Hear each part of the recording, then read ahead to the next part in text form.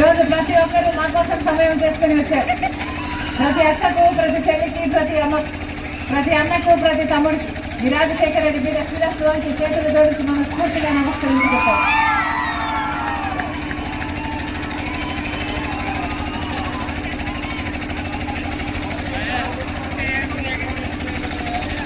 బిడ్డలకు ఉద్యోగాలు వస్తున్నాయమ్మా. ఇంతమంది బిడ్డలు ఉన్నారు, ఇక్కడ చదువుకున్న వాళ్ళు ఉన్నారు. ఏమా ఉద్యోగాలు వస్తున్నాయా?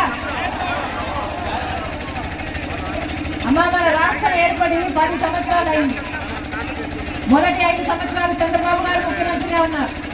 ఇప్పుడు 5 సంవత్సరాలు జగన్మోహన్ రెడ్డి గారు ముఖ్యమంత్రిగా ఉన్నారు.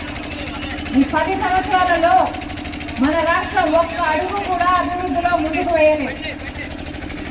10 సంవత్సరాలలో పట్టుమని కొత్త పరిశ్రమలు 10 కూడా రాలేదు. మరి అభివృద్ధి ఎలా జరుగుతుంది? మన బిడ్డలకు ఉద్యోగాలు ఎలా వస్తాయి? వచ్చాయమ్మా? మరి ఎవరికి ఓటేయాలో ఆలోచన చేసి ఓటు వేయండి.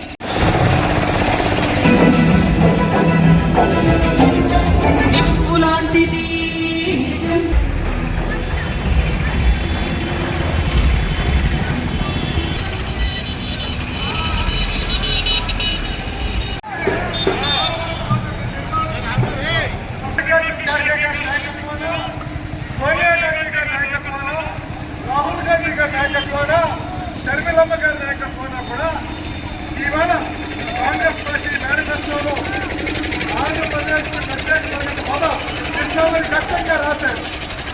అది మన ప్రియతమ నేత రాహుల్ గాంధీ గారు రాష్ట్రానికి వచ్చినప్పుడల్లా కూడా పదే చెప్తున్నారు కాంగ్రెస్ పార్టీ గురించి. ప్రత్యేక తరగతి హోదా ఇవ్వడానికి మొట్టమొదటి సంఘతో